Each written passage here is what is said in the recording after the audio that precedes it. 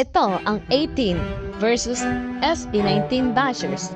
Isang hindi matatawarang labanan kung saan ang mga bashers ay para mga kabute, biglang sumusulpot kahit wala namang ulan. At ang 18 para mga Avengers, laging handang ipagsanggol ang kanilang mga hari, walang iba kundi ang SB19.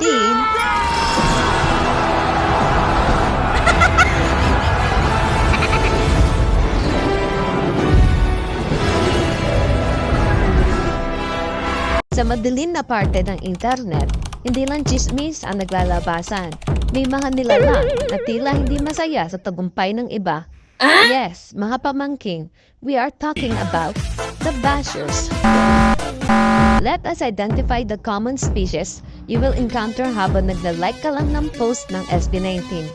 Ready ka na ba? Are you ready?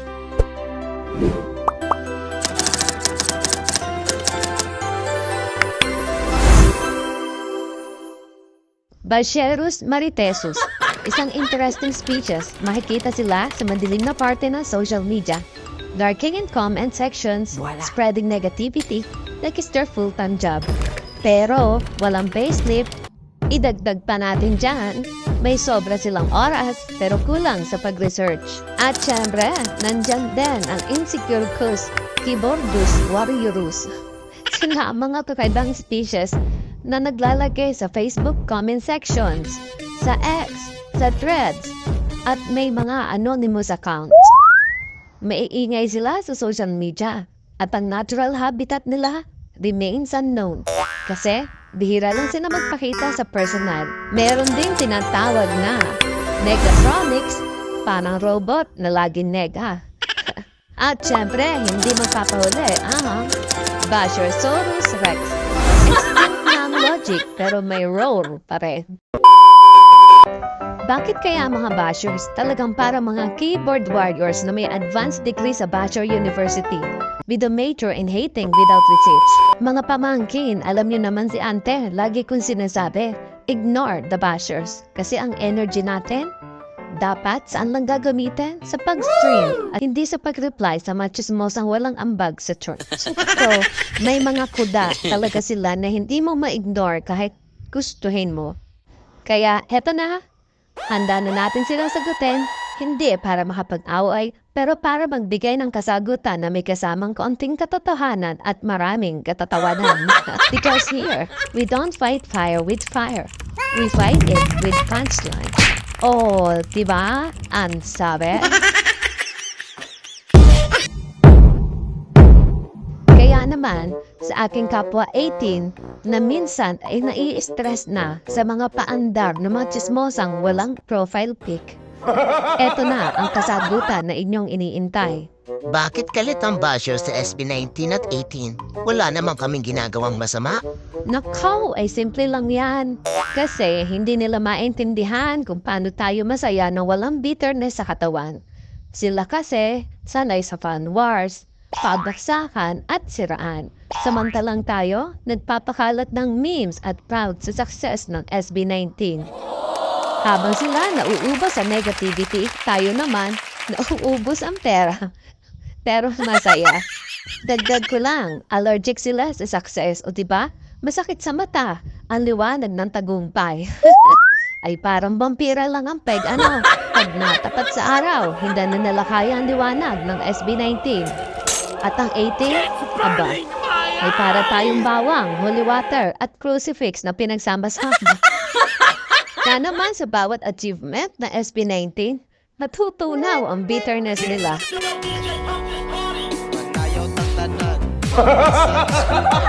Problema kasi, gusto nilang i-deny na world-class talent talaga ang ating SB19. Pipiliin pa rin nila ang pagiging bitter kahit ibigay natin sa kanila ang buong research paper kung bakit successful ang SB19. Sasabihin lang nila, bias tayo. Pero kung iba yan, naku, kung ibang grupo, biglang ang comment nila, academic journal level ang explanation nila. Kaya, moral of the story, hindi mo kailangang i-please ang mga taong committed maging bitter. Let them hate habang tayo, let's stream. Yes! Eto pa ang isa. Bakit? Pag SB19 ang topic, lagi na lang may comment na mas magaling pa ang iba. Ang pamangkin, yan ang classic case na tinatawag na comparison sickness. Sila yung tipong pan may nakita silang umangat, naku, kailangan may pantapat agad. Para bang hindi nila kayang tanggapin na pwede namang maraming magaling. Pero pasensya na ha, ibang level talaga ang SB19.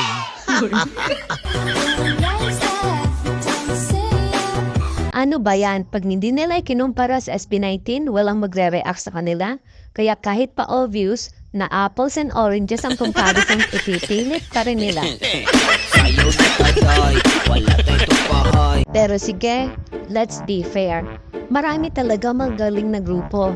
Magaling, maganda ang performance, hardworking at talagang pinaghirapan nila kung nasaan man sila ngayon. Wala namang problema doon eh. Ang problema, yung bashers na hindi masaya na hindi ibinababa ang SB19 just to make their faves look better. Besh, if your faves are truly great, hindi nyo na kailangan ibaksak ang SB19 just to prove a point. Yes! Gets? Lahat ng P-pop group ay talented. But the real issue, yung bashers na feeling official comparison committee as if may karapatan sila magdeklara kung sino ang mas deserve. Ay nako, Besh, kung deserve talaga, the numbers, the fans, and the impact will speak for itself. Ang SB19 speaking loud and clear since day one.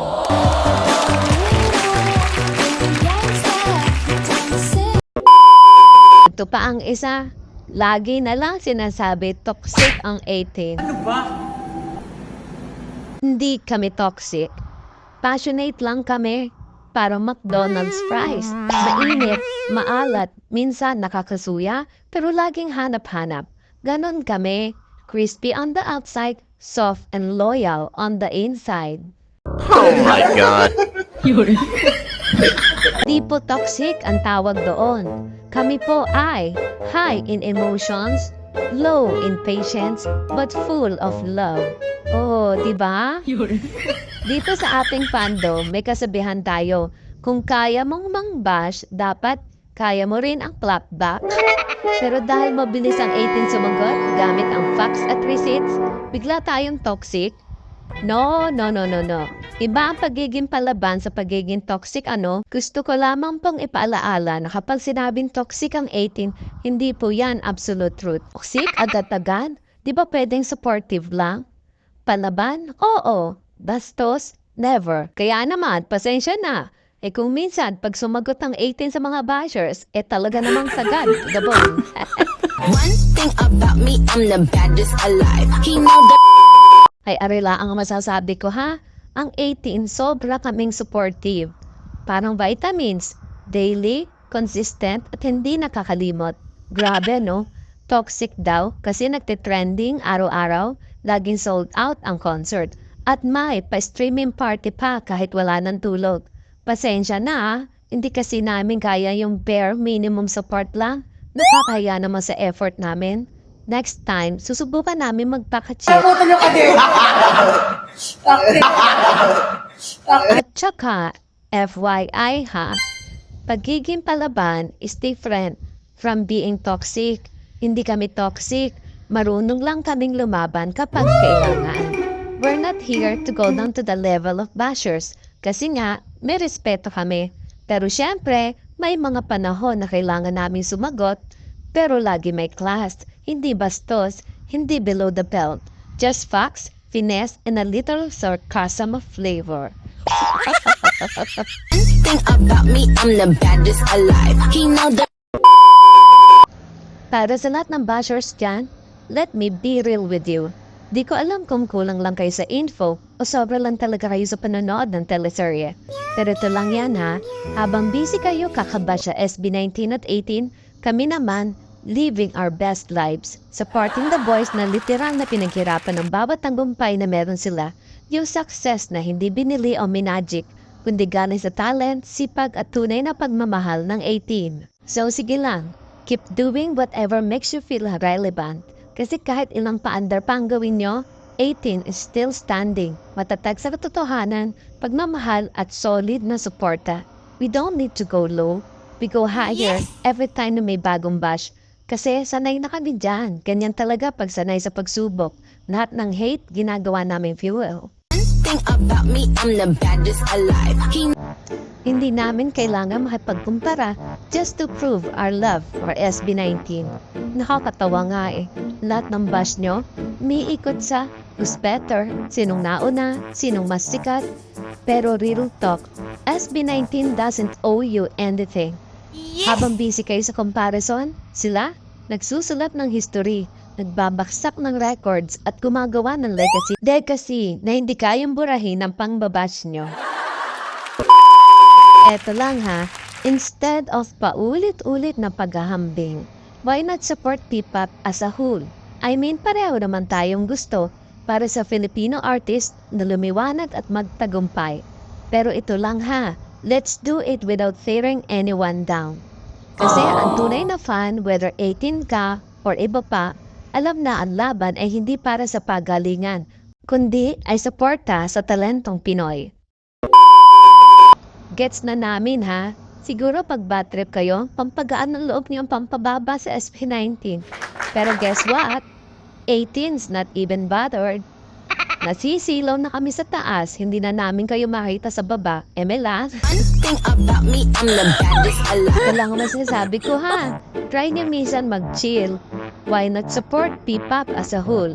Imagine the peace, the harmony, and less arthritis from all that stress. Pareha naman tayong Pinoy, di ba? Gusto natin makita ang OPM na lumipad, pero wag sana kayong maging pabigat sa tagumpay ng iba. Tandaan, ang tunay na fan, hindi tagabunot ng ibang bituin para lang sumikat ang paborito. Ang tunay na fan, marunong magbigay ng respeto at kilig sa lahat ng talentong Pinoy kahit na hindi mo siya gustong artist. Para sa kapwa ko 18, ay nako, salamat sa loyalty, ang kapulitan natin at walang sawang suporta sa SB19. Yan ang nagpapa-special sa fandom na ito. Walang kahit anong comparison na makaka-change nun. You're here because you believe in SB19's journey and that, my friends, is priceless. Daming baon na. Mga bashers, salamat ha sa consistent free promo. Tuloy lang kayo sa comparison habang kami, tuloy-tuloy ang paakyat para ang presyo ng sibuyas.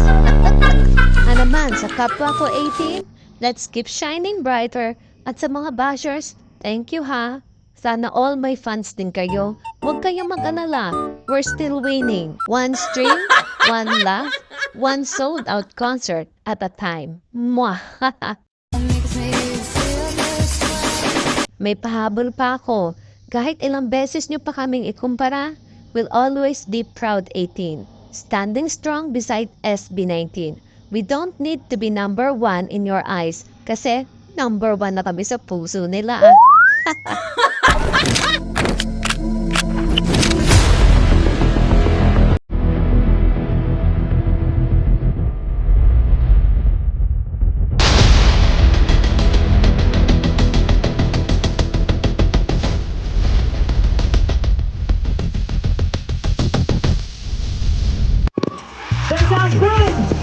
SB19! Maraming salamat po!